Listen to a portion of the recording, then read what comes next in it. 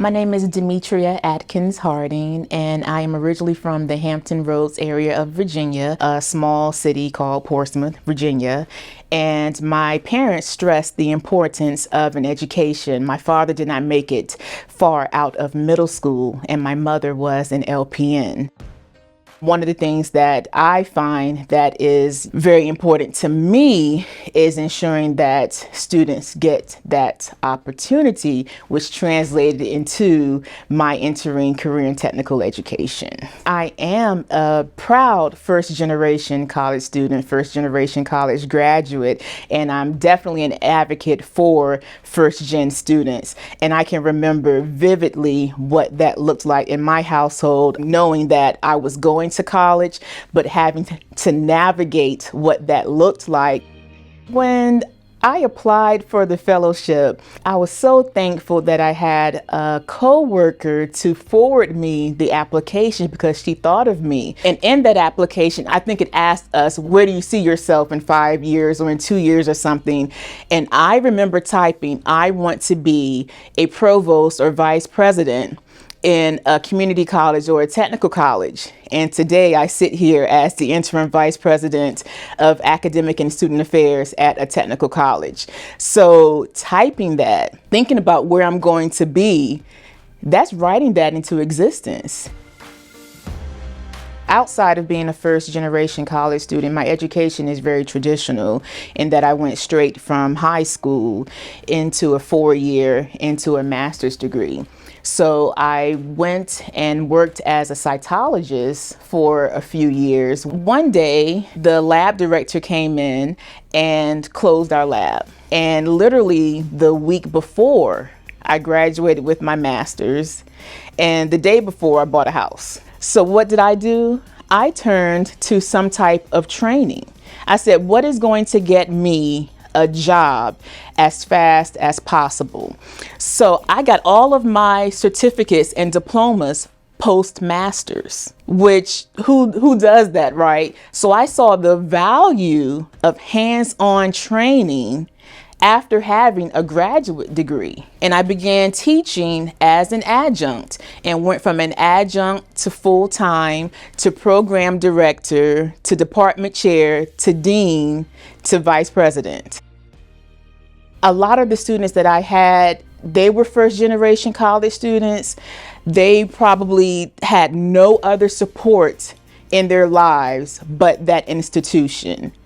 And CTE does that for people. Now, what we need to do and what we must continue to do is to chip away at this equity gap because we want to make this available to all students.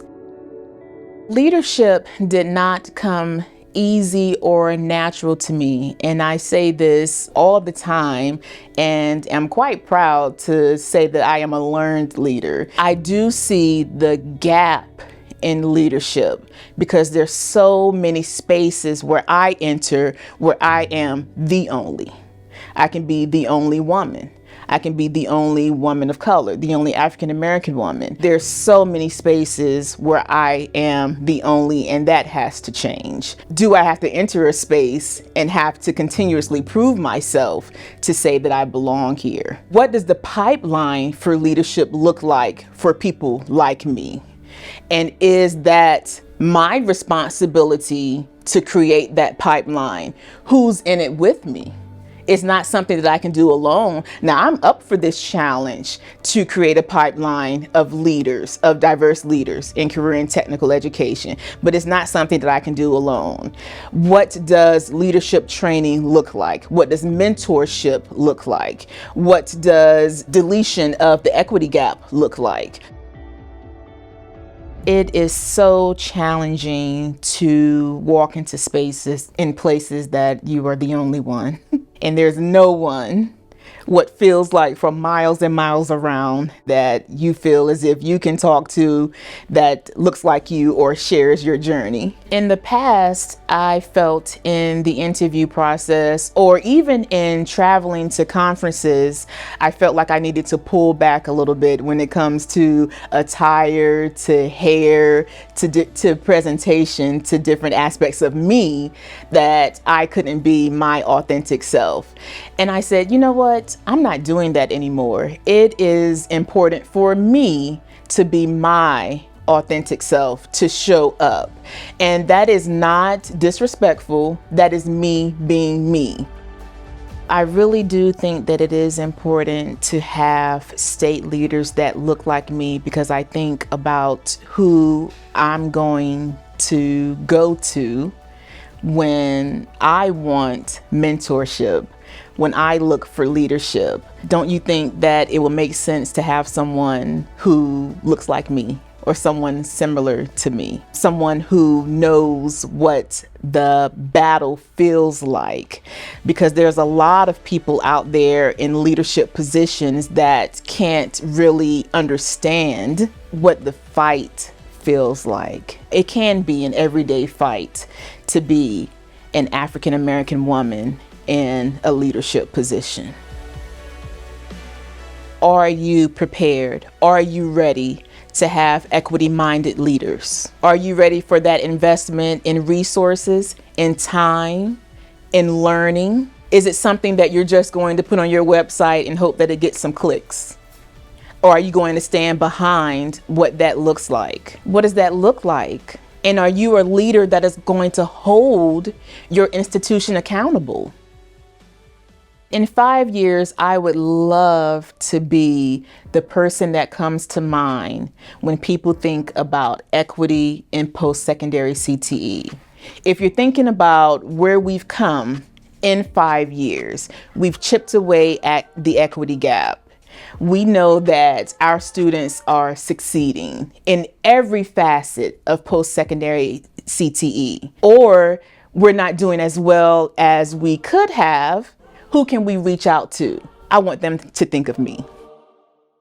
I think about some things that state leaders can do to make these positions at the state level more appealing for diversity, for people of color, for people who look like me. You do have to go through your policies and procedures with an equitable lens. We have to keep in mind, again, who we're serving. I think it's human nature to say, how does this make me feel? Or how do I approach this? We're not serving ourselves. We're serving our students. So once you take yourself out of it, that lens is completely different. So here's my blueprint of a way to create a more welcoming and diverse pipeline for leaders at the state level. First, commit to diversity, equity, and inclusion. Make sure that it's more than a statement on your website. Also, establish mentoring programs. Make sure that those mentors look like the people that you're trying to recruit. Implement some type of true down-to-earth bias training. Make sure that it's not just a checklist. Provide leadership training.